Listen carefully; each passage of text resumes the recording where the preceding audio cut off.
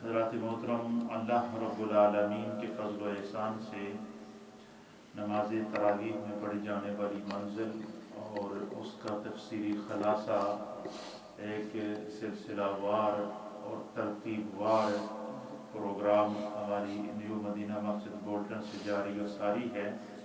آج جس پارے کا تفصیلی خلاصہ پیش خدمت ہے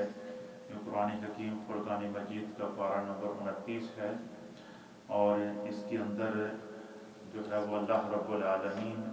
نے قرآن جو احکام نازل فرمائے ہیں اور نبی پاک صلی اللہ تعالیٰ علیہ وآلہ وسلم کی عظمت اور شان کو جو بیان فرمایا ہے، اپنی قدرت کی شاہکاری کا جو اعلان فرمایا ہے، اس حوالے سے انشاءاللہ العزیز پارہ نمبر 29 کا مختصر سا تفصیلی خلاصہ خدمت میں ایک موضوع کے طور پر پیش کیا جائے گا۔ اللہ کی بارگاہ میں دعا ہے کہ اللہ تعالی ہمیں قرآن کے احکام کو سن کر سمجھ کر اس پر عمل کی توفیق عطا فرمائے۔ قرآن حکیم فرقان مجید کی سورہ نمبر ہے 67، 67 نمبر سورت ہے، اور یہ مکی سورت ہے۔ سورت کا نام ہے سورہ الملک، اور اس کی 30 آیتیں ہیں اور اس کے 2 رکوع ہیں۔ یہ سورت بڑی ہی عظیم صورت ہے۔ اس صورت کے اندر اللہ رب العالمین نے اپنی قدرت کی نشانیاں بیان فرمائی ہیں، اپنی عظمت کا اعلان کیا ہے، اور نبی رحمت سید العالمین محمد رسول اللہ صلی اللہ تعالیٰ علیہ وآلہ وسلم کی عظمت اور شان کو بیان فرمایا ہے، اور یہ بڑی ہی عظمت والی صورت ہے۔ اور اس کے آغاز میں بھی اللہ تعالیٰ نے شروع سے ہی تبارک الذی بیدہ الملک کہہ کر کے اس صورت کی اہمیت اس کے نام سے ظاہر ہے کہ اس کا آغاز بھی اللہ تعالیٰ نے اپنی تمجید کے ساتھ، اپنی تمجید کے ساتھ، اپنی عظمت کے ساتھ اور اپنی شان ان اللہ علی کل شیء قدیر والی جو شان ہے اس شان کے ساتھ کر کے یہ بتایا کہ جتنی بھی آپ نبی اکرم صلی اللہ تعالیٰ علیہ وآلہ وسلم کی نبوت اور رسالت کے دوران معجزات کو دیکھ رہے ہیں یا کائنات کی تخلیق کے جو مراحل دیکھ رہے ہیں، فرمایا اس کائنات کو بنانے والی ذات اللہ کی ہے جو بڑی ہی برکت والی ذات ہے۔ اور جس صورت کے اندر بھی اللہ تعالیٰ نے اپنی کسی قدرت کی شاہکاری کا اعلان کیا ہے، اس سے پہلے اللہ تعالیٰ نے اپنی شان کا، اپنی قدرت کا، اپنی شان جلالت کا اور اپنی عظمت کا اللہ نے اس کے اندر اظہار کیا۔ اور اس کی وجہ کیا ہے؟ تاکہ انسان اس کو اپنی عقل کے اوپر قیاس نہ کرے۔ اب دیکھیں جب اللہ تعالیٰ نے نبی اکرم صلی اللہ تعالیٰ علیہ وآلہ وسلم کی معجزہ معراج کا اعلان کیا تو بظاہر نبی پاک کا یہ جو معجزہ معراج تھا یہ انسان کی عقل میں آنے والا نہیں تھا۔ یہ کیسے ممکن ہے کہ رات کا تھوڑا سا لمحہ ہے اور ایک چھوٹے سے رات کے چھوٹے سے حصے کے اندر حضور مسجد حرام سے مسجد اقصیٰ گئے، پھر مسجد اقصیٰ سے 7واں آسمان پر گئے، 7واں آسمان سے سدرہ پر گئے، سدرہ سے لامکاں پر گئے، لامکاں سے قرب خاص میں گئے، اور پھر حضور کہتے ہیں کہ میں اپنے رب سے ملاقات کر کے واپس آیا۔ تو بظاہر انسانی عقل اس کو تسلیم کرنے کے لیے تیار نہیں تھی، تو اللہ تعالیٰ نے نبی پاک کے اس معجزہ معراج کو بیان کرنے سے پہلے اعلان کیا سبحان الذی اسری بعبدہ، لے جانے والی وہ ذات ہے جو سبحان ہے، جو ہر نقص اور ہر عیب سے پاک ہے۔ تو اللہ تعالیٰ نے یہاں جو ہے وہ کیونکہ آگے مخیر العقول واقعہ بیان کرنا تھا تو اس سے پہلے اپنی سبوحیت کا اعلان کیا، اپنی قدرت کا اعلان کیا، اپنی عظمت کا اعلان کیا۔ پھر اسی طریقے سے جو ہے وہ جب قیامت کی ہولناکیوں کو بیان کیا، آخرت کے احوال کو بیان کیا، اور اللہ رب العالمین نے نبی رحمت صلی اللہ تعالیٰ علیہ وآلہ وسلم کے معجزات کو بیان کیا، تو بظاہر جو کفار تھے، مشرکین تھے، وہ یہ کہتے تھے یہ قیامت کیسے برپا ہو سکتی ہے، یہ کیسے ہو سکتی ہے۔ تو اللہ تعالیٰ نے جو قیامت کی ہولناکیوں کو، قیامت کے وقوع پذیر ہونے کو اور قیامت کے احوال کو بیان کرنے سے پہلے جو ہے وہ اللہ تعالیٰ نے اپنی شان سبوحیت کا اعلان کیا، اور سورت جو مسبحات صورتیں ہیں ان کے اندر یسبح للہ ما فی السماوات، سبح للہ ما فی السماوات و ما فی الارض، اس طریقے سے ان سے پہلے جو اللہ تعالیٰ نے اپنی سبوحیت کا، اپنی قدرت کا اعلان فرما رہا ہے۔ اسی طریقے سے سورہ ملک کے شروع میں اللہ تعالیٰ اپنی عظمت اور اپنی تعارف اور اپنی شان کو بیان کرنے کے بعد پھر اپنی قدرت کے شاہکار کو آگے بیان فرما رہا ہے کہ جو آپ سورہ ملک کے اندر جو اللہ تعالیٰ اپنی قدرت کے شاہکار آپ کے سامنے بیان کرے گا، اور مصطفیٰ کریم کی زبان سے جو آپ اللہ تعالیٰ کی قدرت صورت کو کہ شاہکار کو سن اور دیکھ رہے ہیں، اور میں اس کے اوپر یہ مصطفیٰ کی ذات پر تنقید نہیں ہے، اگر کوئی مصطفیٰ کی ذات پر تنقید کرے گا تو یہ تنقید حقیقت میں خدا پر تنقید ہوگی۔ تو اس صورت کا آغاز اللہ تعالیٰ نے اپنی تمہید کے ساتھ ہے، اپنی تمجید کے ساتھ ہے، اور اپنی شان قدیر کے ساتھ جو ہے وہ سورہ ملک کا آغاز کر کے جو ہے یہ بتا دیا کہ اس کے اندر جتنے بھی قدرت کے مراحل آپ کو نظر آئیں گے جو ہے وہ اللہ تعالیٰ اس کے اوپر قادر ہے، خدا کے لیے کوئی کام کرنا مشکل نہیں ہے۔ اس صورت کی بڑی فضیلت ہے، نبی پاک صلی اللہ علیہ وسلم نے فرمایا کہ جو شخص ہر روز سورہ ملک شریف کی تلاوت کرتا ہے، اور میں حضور نے فرمایا کہ یہ سورہ ملک انسان کو عذاب قبر سے بچاتی ہے۔ حتیٰ کہ حضور نے فرمایا کہ جو بندہ سورہ ملک پڑھتا ہے، اگر عذاب اس کے قبر کی قدموں کی طرف سے آئے گا تو سورہ ملک آگے ڈھال بن جائے گی، اگر عذاب اس کے پیٹ کی طرف سے آئے گا سورہ ملک اس کے آگے ڈھال بن جائے گی، اگر عذاب اس کے سر کی طرف سے آئے گا سورہ ملک اس کے آگے جو ہے وہ ڈھال بن جائے گی۔ اور سورہ ملک اللہ کے حبیب علیہ السلام نے فرمایا کہ جو شخص ہر روز سورہ ملک کی تلاوت کرتا ہے، اس کی صرف 30 آیات ہیں، اور اس کو تلاوت کرنے میں کوئی 5 منٹ بھی نہیں لگتے، 5 منٹ سے بھی کم وقت لگتا ہے، اور اولیاء کاملین کے مشاہدات کے اندر اور آپ کے احوال کے اندر یہ بات موجود ہے کہ اولیاء اللہ جو ہے سورہ ملک کو ہر روز رات سونے سے پہلے ضرور تلاوت کیا کرتے تھے۔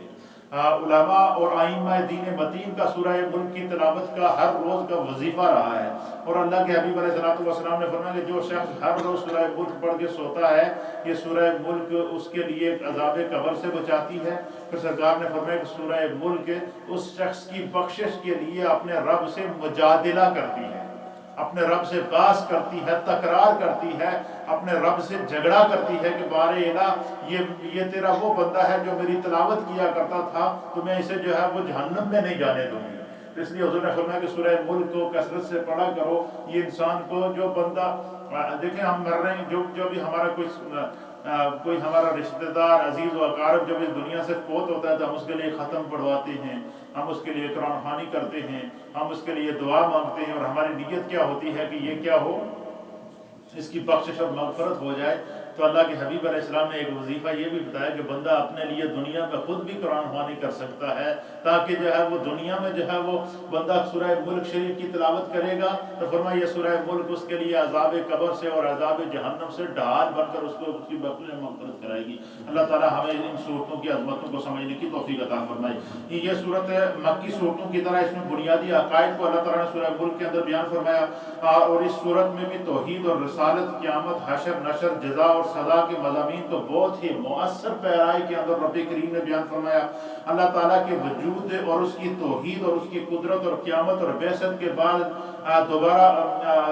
مرنے کے بعد دوبارہ اٹھنے کے اوپر دلائل اللہ تعالیٰ نے اس کے اوپر قائم کیے، اور اس صورت میں اللہ تعالیٰ نے بتایا کہ الذی خلق الموت والحیات لیبلوکم ایکم احسن عملا، کہ اللہ تعالیٰ نے موت اور زندگی کو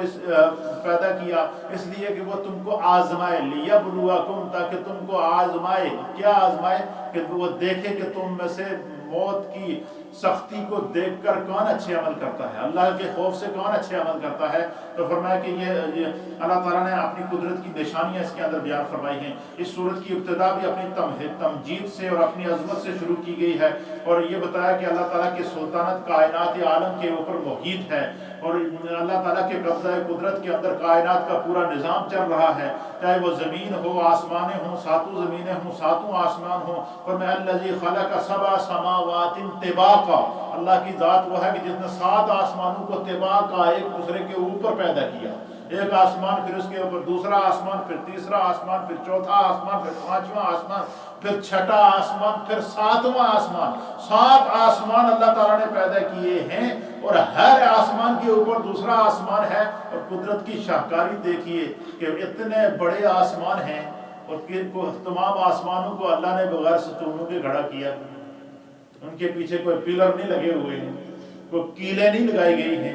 کوئی ایسی میخیں لگا کر اس کو اوپر ٹانگا نہیں گیا ہے، کوئی ایسا فریم لوہے کا بنا کر اس کے اندر نہیں اس کو رکھا گیا ہے. فرمایا یہ قدرت کا شاہکار ہے. وَإِنَّ اللَّهَ عَلَىٰ كُلِّ شَيْءٍ قدیر ہے. اس کی یہ قدرت ہے, اس کی بادشاہ دنیا میں بھی ہے, آخرت میں بھی ہے, کائنات عالم کا وہ خالق ہے. یہاں اللہ تعالیٰ نے اپنی قدرت کی نشانیاں بتائی ہیں. سورہ ملک میں اللہ تعالیٰ نے ساتوں آسمانوں اور ساتوں زمینوں کو جو اللہ نے پیدا کیا اس کے منظر کو پیش کیا. فرمایا کہ اس کو پیدا کرنے کے بعد فرمایا کہ اس کو سیاروں کے ساتھ اللہ نے مزین کیا, اور آسمانوں کو ستاروں کے ساتھ اللہ نے مزین کیا, اور اس کے اندر اپنی توحید سے استدلال فرمایا. شیاطین کے اوپر جو شہاب ثاقب گرائے جاتے ہیں آسمانوں سے, اس کی منظر کشی اللہ تعالیٰ نے سورہ ملک کے اندر فرمائی ہے. اللہ تعالیٰ کی قدرت کے مظاہرے میں سے یہ بھی ہے کہ اس نے کافروں کے لیے جہنم تیار کی ہے اور مومنوں کے لیے مغفرت اور اجر عظیم کی بشارت دی ہے. اس میں کافروں کے لیے سزا کو بھی اللہ تعالیٰ نے بیان فرمایا کہ اتنی قدرت کی نشانیاں دیکھنے کے باوجود جو خدا پر ایمان نہ لائے, اللہ کو وحدہ لا شریک نہ مانے, تو فرمایا کہ اس کے لیے پھر جہنم کا عذاب ہے. اور جو مومنین ہیں, جو اللہ اور اس کے رسول پر ایمان رکھتے ہیں, ان کے بارے میں فرمایا کہ وہ جو ہے وہ اللہ تعالیٰ ان پر جو ہے وہ ان کو اجر عظیم عطا فرمائے گا. پھر اس صورت کے اندر جو ہے وہ اس کے آخر میں بتایا کہ جس نے اس جہان کو بنایا اور وہ چلایا اور وہ اس پر قادر ہے, وہ قیامت سے اس سارے جہان کو نابود کر کے دوبارہ بنا ڈالے. اور یہ کب ہوگا, اس کا علم صرف اللہ ہی کو ہے. یعنی قیامت کب آئے گی, قیامت کب وقوع پذیر ہوگی, اس کا علم اللہ ہی کو ہے. لیکن مومن کو ہر لمحہ قیامت کے لیے تیار ہونا چاہیے, آخرت کے لیے تیار ہونا چاہیے, موت کے لیے تیار ہونا چاہیے, اپنی زندگی میں اچھے اعمال کر کے اپنے رب کو راضی کرنا چاہیے. تو یہ سورہ ملک کے مضامین کا خلاصہ تھا. اس کے بعد سورت کا نام ہے سورہ القلم ہے. یہ بھی مکی سورت ہے, اس کی 52 آیات ہیں اور اس کے 2 رکوع ہیں. اور اس سورت کی عظمت بھی بہت بڑی عظمت ہے. اس سورت, یہ پوری کی پوری سورت جو ہے اللہ تعالیٰ نے مقام مصطفیٰ کو, شان مصطفیٰ کو اور ناموس مصطفیٰ کو اور تحفظ ناموس رسالت کا بہت بڑا اعلان ہے. عظمت مصطفیٰ کا کفار اور مشرکین جب رسول اللہ صلی اللہ تعالیٰ علیہ وآلہ وسلم کے ذریعے دین کو پھیلتے ہوئے دیکھتے تھے, اسلام کو پھیلتے ہوئے دیکھتے تھے, یہ دیکھتے تھے کہ طرح طرح دن بہ دن اسلام پھیل رہا ہے, تو نبی پاک صلی اللہ علیہ وسلم کی برائیاں کرتے تھے, حضور علیہ السلام کے عیوب نکالتے تھے, سرکار صلی اللہ علیہ وسلم کی تکذیب کرتے تھے, حضور پر طرح طرح کے الزام لگاتے تھے. اور کفار میں ایک بہت ہی بڑا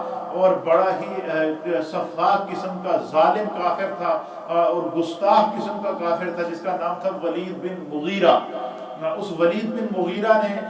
اس نے جب دیکھا کہ اسلام پھیل رہا ہے, لوگ گروہ در گروہ اسلام کے اندر داخل ہو رہے ہیں, نبی پاک صلی اللہ علیہ وسلم کی عظمت جو ہے وہ ایک مسلمانوں کی اسلامک ریاست تک قائم ہو چکی ہے, تو اس نے جو ہے حضور علیہ السلام کی شان کے اندر گستاخی کی. اور گستاخی کر کے اس نے یہ کہا, جی نعوذ باللہ من ذالک, کہ نبی پاک صلی اللہ علیہ وسلم کے بارے میں کہ بھائی یہ جو آپ کہتے ہیں کہ یہ کلام اللہ کا, یہ قرآن اللہ کا کلام ہے, یہ ان کا اپنا بنایا ہوا کلام ہے, یہ یا تو کوئی شاعر ہیں یا کوئی مجنون ہیں. حضور علیہ السلام کے لیے نعوذ باللہ اس نے مجنون کا لفظ استعمال کیا. تو اللہ تعالیٰ نے سرکار دو عالم صلی اللہ علیہ وسلم کی ناموس کی حفاظت کے لیے اس نے حضور علیہ السلام کا ایک وہ ذات, حضور کی ذات جو بے عیب ذات ہے, وہ ذات جو معصوم عن الخطا ہے, وہ ذات جس کو اللہ تعالیٰ نے, جس کی مغفرت عامہ کا اعلان خود خدا فرما رہا ہے, جب اس نے اس بے عیب ذات کے اندر, مصطفیٰ کریم کے اندر جب اس نے عیب نکالنے کی کوشش کی, تو اللہ تعالیٰ نے ولید بن مغیرہ کے 10 عیوب بیان فرمائے. اللہ نے مصطفیٰ کی طرف سے ناموس مصطفیٰ کی حفاظت کی ہے. تو یہ پوری سورہ قلم جو ہے یہ نبی پاک کی عظمت کو بیان فرماتا ہے. اس سورت کی ابتدا میں حروف تہجی سے شروع کر کے پھر اللہ تعالیٰ نے قلم کی قسم کھا کر یہ بتا دیا کہ قلم سے لکھنے اور قلم سے لکھنے کے بعد محفوظ کرنے کے بعد جو چیز پڑھی جائے وہ جلدی یاد ہوتی ہے. اللہ نے اس کے اندر برکت رکھی ہے. فرشتوں کے ذمہ اللہ تعالیٰ نے قلم کے ذریعے فرشتے مومنین کی نیکیوں کو لکھتے ہیں, ان کے گناہوں کو لکھتے ہیں. قلم کی عظمت کو اس کے اندر بیان فرما دیا. پھر اس سورت کے اندر جو ہے وہ نبی پاک صلی اللہ تعالیٰ علیہ وسلم سے خطاب کیا گیا, اور مشرکین آپ کی شان میں جو نازیبہ کلمات استعمال کرتے تھے آپ کو اللہ تعالیٰ نے تسلی ارشاد فرمائی، اور وہ جو ولید بن مغیرہ نے جو حضور علیہ السلام کا ایک عیب نکالا تھا، اللہ تعالیٰ نے اس کے جواب میں اس کے 10 عیب نکال کر رب کریم جو ہے وہ اس کا بالکل چٹھا کٹھا جس کو ہماری زبان میں کھولتے ہیں وہ کھول کے رکھ دیا، اور یہ بتا دیا کہ یہ جو نبی پاک صلی اللہ علیہ وسلم کی شان میں گستاخی کر رہا ہے، اس شخص کی اپنی اصلیت کیا ہے، اس کی اپنی حیثیت کیا ہے۔ اللہ تعالیٰ نے اس کے جو ہے وہ 10 عیوب بیان فرمائے، اور اس میں سے جو ہے وہ اللہ تعالیٰ نے بیان فرمایا کہ وَلَا تُطِعْ كُلَّ حَلَّافٍ مَّهِينٍ، کہ محبوب آپ کو اس کے بارے میں پریشان ہونے کی ضرورت نہیں ہے، یہ تو ایسا بدبخت انسان ہے کہ قدم قدم پر جھوٹی قسمیں کھاتا ہے اور جھوٹی قسمیں کھاتا رہتا ہے۔ پھر فرمایا کہ حماز مشاء بنمیم، بہت تانے دینے والا ہے، چلتا پھرتا چغل خور ہے، مناع للخیر، یہ خیر کے کاموں سے لوگوں کو روکتا ہے، منع کرتا ہے، معتد اثیم، بہت حد سے زیادہ تجاوز کرنے والا گناہگار ہے۔ اور پھر اللہ تعالیٰ نے فرمایا کہ اتلم بعد ذالک زنیم، اے میرے محبوب آپ کو اس کے تانوں پر پریشان ہونے کی ضرورت نہیں ہے، اس کی اپنی اصلیت یہ ہے کہ اتلم بعد ذالک زنیم، یہ تو نطفہ حرام سے ہے، یہ تو اپنے باپ کے نطفے سے ہی نہیں ہے۔ جب اس کو یہ اللہ تعالیٰ نے جب اس کے 10 عیب بیان فرمائے نا ولید بن مغیرہ کے، تو وہ سوچ میں پڑ گیا۔ جب حضور علیہ السلام نے جب آیت سورہ قلم پڑھی نا، اللہ نے نازل فرمائی، سوچ میں پڑ گیا، اپنا احتساب کرنے لگا کہ اللہ جی 9 گلاں حضور نے بیان کی ہیں، یہ تو واقعی میرے ہی پائی جانی ہے، یہ عیوب تو مجھ میں پائے جاتے، لیکن یہ 10ویں گل ہے کہ اتلم بعد ذالک زنیم، کہ یہ نطفہ حرام سے ہے، یہ اپنے باپ کا نہیں ہے، اس کا میں کیسے پتہ کروں؟ تو وہ بھاگتا ہوا اپنے گھر گیا، اور اس کی ماں سامنے بیٹھی ہوئی تھی، اس نے اپنی ماں کو زمین پر گرایا، ولید بن مغیرہ نے ماں کو گرا کر اس کے سینے پر بیٹھ گیا، اور اسے کہا کہ محمد عربی نے میرے 10 عیب گنے ہیں، 9 تو مجھے پتا ہے، 10واں عیب اس نے کہا ہے کہ تو اپنے باپ کا نہیں ہے، بتا میرا باپ کون ہے۔ جب اس ماں کو زمین پر گرا کر ماں کے سینے پر بیٹھ کر بتایا، وہ بولا کہ بتا میرا باپ کون ہے، تو اس کی ماں نے اس کے نیچے سے جو ہے اس کے سینے کے اوپر پاؤں رکھ کر کھڑا تھا، تو اس کی ماں نے جو ہے وہ آواز دی کہ اس نے کہا کہ پترا جڑے حلال ہی ہوندے تو ماں دے سینے تو تھوڑے ہی کھڑے ہوندے۔ اب اس کی ماں نے ایسا بتایا کہ تیرا باپ جو تھا یہ نامرد تھا، اور میرے ایک چروائے کے ساتھ تعلقات تھے، تو میرا اس کے ساتھ ملاپ ہوا، تو اس کے نطفے سے تو پیدا ہوا ہے۔ تو اللہ تعالیٰ نے اس سے ولید بن مغیرہ کے عیوب کو گنتی کیا کہ تو میرے مصطفیٰ کے عیب نکال رہا ہے، تیری اپنی حیثیت کیا ہے، تو چلتا پھرتا چغل خور ہے، بے حد قسمیں کھانے والا ہے، بے حد ذلیل ہے، بہت تانے دینے والا ہے، چلتا پھرتا چغل خور ہے، نیکی سے بہت دور اور نیکی سے روکنے والا ہے، بے حد سے تجاوز کرنے والا ہے، سخت گناہگار ہے، بدخو ہے۔ پھر حضور نے فرمایا، اللہ نے فرمایا کہ یہ تو نطفہ حرام سے ہے۔ تو پتہ چلا کہ جو نبی پاک صلی اللہ علیہ وسلم، اس سے یہ قرآنی اسلوب ہے کہ جو مصطفیٰ کریم صلی اللہ علیہ وسلم کی شان میں ایک گستاخی کرنے کی جسارت کرے، قرآن کہہ رہا ہے کہ اس کے جواب میں اس کو 10 جواب دو، ایک کے بدلے میں 10 جواب دو۔ یعنی ولید بن مغیرہ نے حضور کا ایک عیب بیان کیا جو ان میں تھا ہی نہیں، اللہ نے اس کے جواب میں اس کے 10 عیب بیان کرنے۔ سڑی سادہ زبان جانے کہ جڑا بندہ نبی پاک کی شان میں گستاخی کرے اس کی ایک نے بدلہ 10 سنا۔ یہ جو آپ بابا خادم رضوی کے سنتے ہیں نا جلال ہے، تو وہ اسی آیت سے استدلال کرتے ہیں کہ جو میرے نبی کے گستاخی کرے گا، نبی کی شان میں گستاخی کرے گا، تو اس کے لیے ہمارے پاس کوئی رعایت نہیں ہے۔ کیوں؟ کہتے ہیں یہ قرآنی اسلوب ہے کہ قرآن حکیم فرقان مجید نے بیان کیا کہ جو نبی پاک کی شان میں ایک گستاخی کرے اس کے جواب میں اس کو 10 باتوں کا جواب دو، تاکہ یہ کہ پتہ چل سکے کہ نبی کے امتی زندہ ہیں، اور یہ اللہ تعالیٰ نے نبی پاک کی ناموس کی حفاظت سورہ قلم کے اندر فرمائی۔ اس میں دنیا اور آخرت میں نبی پاک صلی اللہ علیہ وسلم کے فضائل کو بیان فرمایا۔ اسی صورت میں اللہ تعالیٰ نبی پاک کے مقام کو بیان کرتے ہوئے فرما رہا ہے وَإِنَّكَ لَعَلَىٰ خُلُقٍ عَظِيمٍ، کہ میرے محبوب سر سے لے کر پاؤں تک ہیں ہی باکمال، سر سے لے کر پاؤں تک عظمتوں کا نشان ہے، لیکن میرے محبوب کی شان کیا ہے؟ وَإِنَّكَ لَعَلَىٰ خُلُقٍ عَظِيمٍ، اللہ تعالیٰ نے آپ کو خلق عظیم پر فائز کیا ہے۔ محبوب کے اخلاق کو اللہ بیان کر رہا ہے، اور نبی پاک صلی اللہ تعالیٰ علیہ وسلم کے کردار کو اللہ بیان کر رہا ہے، نبی پاک صلی اللہ علیہ وسلم کی شان کو اللہ بیان کر رہا ہے۔ سورہ قلم کے اندر اللہ تعالیٰ نبی پاک صلی اللہ علیہ وسلم کی ناموس کی حفاظت کس طرح کی جائے اس کا طریقہ اللہ تعالیٰ سورہ قلم کے اندر بیان فرما رہا ہے۔ تو گویا یہ پوری کی پوری جو سورہ قلم ہے یہ نبی پاک کی عظمت کو بیان کرتی ہے، نبی پاک کی شان کو بیان کرتی ہے، کفار کے مقابلہ میں مومنین اور متقین کے ساتھ کیا کیا جائے گا یہ اللہ تعالیٰ نے سورہ قلم کے اندر بتایا۔ کفار کے مذموم اور خود ساختہ خداؤں نے جو ان کو دنیا کے اندر بھی اللہ کی طرف سے عذاب ہوگا اور آخرت کے اندر بھی عذاب ہوگا، اور فرمایا کہ کفار کو یہ بتایا کہ دنیا میں ان کو جو عیش اور آرام حاصل ہے،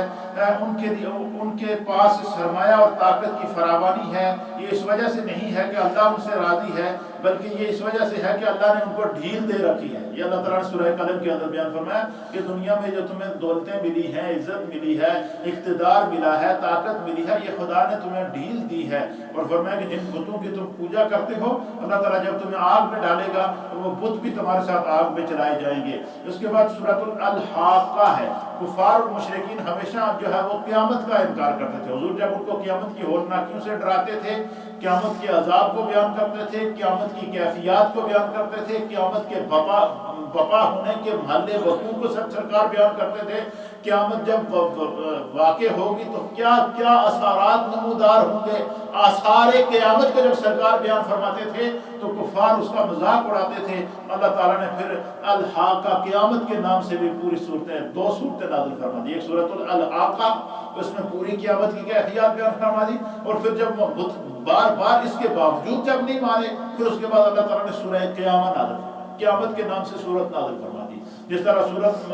انبیاء کے نام سے سورہ ابراہیم ہے، سورہ یونس ہے، سورہ یوسف ہے، سورہ محمد ہے، اس طریقے سے اللہ تعالیٰ نے جو ہے وہ سورۃ القیامہ بھی نازل فرمائی، تاکہ فرمائے کہ تم قیامت کا انکار کرتے ہو، اللہ نے قیامت کی ساری ہولناکیوں کو اس کے اندر بیان فرمایا۔ اسی طریقے سے سورۃ الحاقہ ہے، یہ بھی مکی صورت ہے، اس کی 52 آیات ہیں، اس کے 2 رکوع ہے۔ اس سورہ الحاقہ کے اندر فرمایا کہ الحاقہ ملحاقہ، واقع ضرور واقع ہونے والی ہے، ضرور واقع ہونے والی ہے، وما ادراک ما الحاقہ، تمہیں کیا معلوم کہ وہ ضرور واقع ہونے والی کیا چیز ہے۔ اس میں اللہ تعالیٰ آثار قیامت اور قیامت کے آنے اور اس کی کیفیات کی طرف اشارہ فرما رہا ہے۔ سورہ قیامت میں قیامت کی ہولناکیوں کا ذکر فرمایا، مکذبین کو قیامت کے وقوع سے اللہ تعالیٰ نے ڈرایا، کفار مکہ کو یاد دلایا کہ سابقہ امتوں کے کافروں نے دنیا میں عذاب واقع ہونے کی تکذیب کی اور ان پر دنیا میں ہی اللہ نے عذاب نازل کر دیا۔ ان کو یاد دلایا کہ تم سابقہ امتوں کی طرح نبی پاک کی شان میں گستاخی نہ کرو، دین کا انکار نہ کرو، اسلام اللہ کے ساتھ شرک نہ کرو، ورنہ سابقہ امتوں کی طرح تمہارا بھی وہی احوال ہوگا۔ اور شرک کی بےخونی اللہ تعالیٰ نے جو ہے اس کے اندر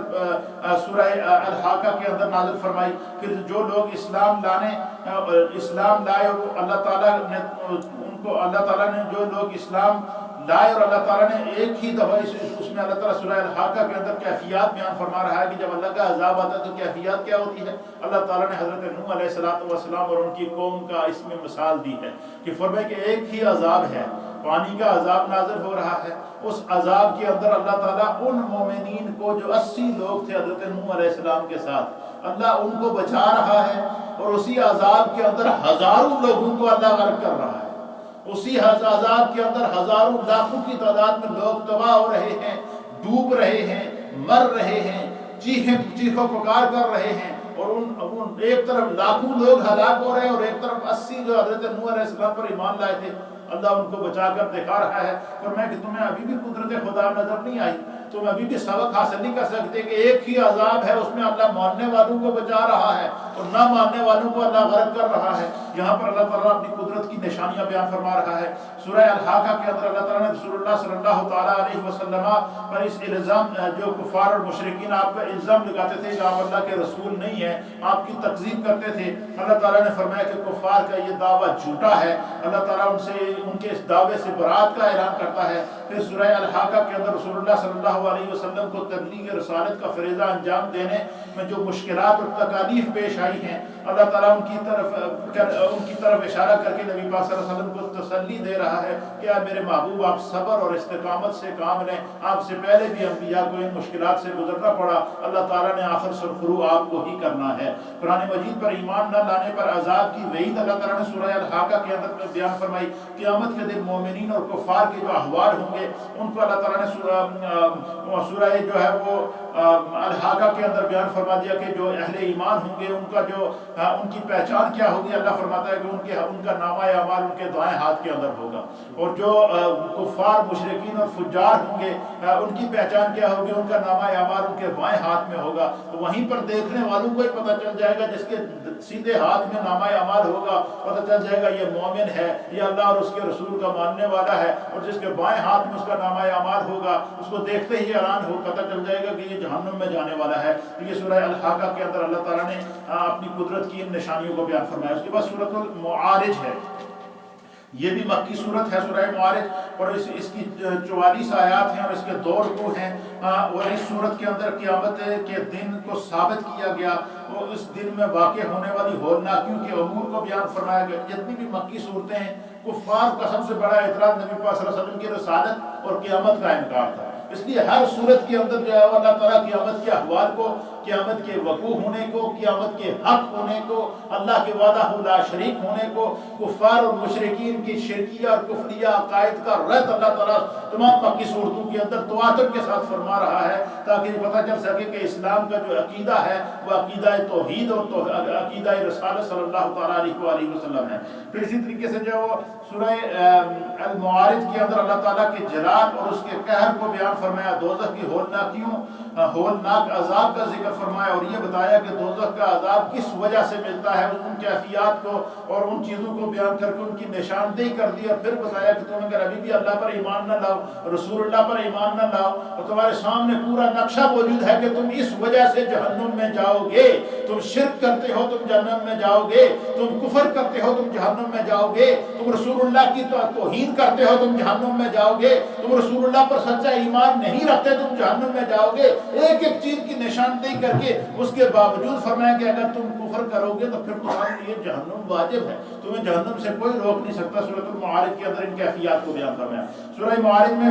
اس کے مقابلے میں مومنین کے نیک اعمال کو بیان فرمایا، ایک طرف کفار کی نشاندہی کر کے ان کو کفر کی نشاندہی کر دی، دوسری طرف مومنین کی عظمت بیان فرما دی، ان کے نیک اعمال بیان فرما دیے، اور جس وجہ سے مومن کافر سے افضل ہوگا ان کیفیات کو بیان فرما دیا، فرمایا کہ وہ کیفیت کیا ہے کہ مومن رسول اللہ سے محبت کرتا ہے، مومن اللہ کے رسول پر ایمان رکھتا ہے، مومن خدا کو وحدہ لا شریک مانتا ہے، مومن بتوں کے سامنے سجدہ نہیں کرتا، مومن کفر نہیں کرتا، مومن اللہ اور اس کے رسول کی اطاعت کرتا ہے۔ ایک طرف مومنین کی صفات بیان کر دی، ان کی کیفیات بیان کر دی، جنت میں ان کو جو اللہ انعامات عطا فرمائے گا وہ انعامات بیان فرما دی، اور دوسری طرف کفار کا کفر بیان کر دیا، مشرکین کا شرک بیان کر دیا، اور جن کیفیات کی وجہ سے انہیں جہنم میں ہانکا جائے گا یا ہنڈیلا جائے گا یا جہنم کے اندر جو ہے وہ ڈالا جائے گا، ان کیفیات کو بھی بیان کر کے بتا دیا کہ صراط مستقیم تمہارا سیدھا راستہ بھی تمہارے سامنے ہے جو جنت لے جاتا ہے، اور وہ راستہ بھی تمہارے سامنے ہے جس کے آگے جہنم کی آگ موجود ہے۔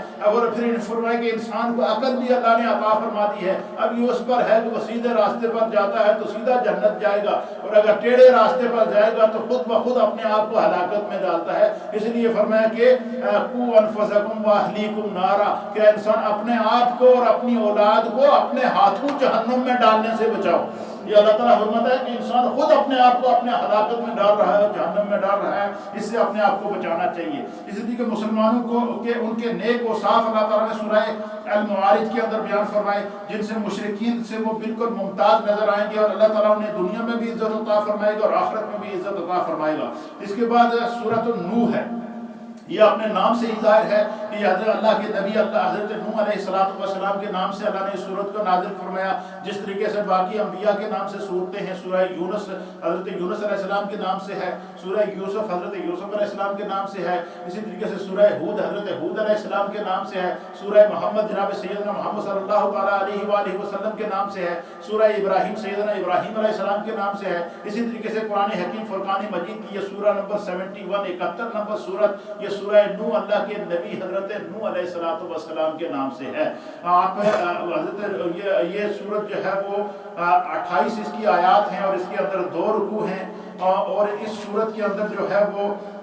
جس طرح دیگر مکی صورتوں میں توحید پر ایمان لانے پر زور اور تاکید کی گئی، اس کے اندر بھی اسی طریقے سے اس کا مقدمہ بھی اللہ تعالیٰ نے جو ہے وہ توحید پر ایمان لانے اور شرک کی بے خونی اور اس کی مذمت کرنے کے عنوان سے گزاری ہے۔ پھر اس صورت کے شروع میں اللہ تعالیٰ نے حضرت نوح علیہ السلام اور ان کی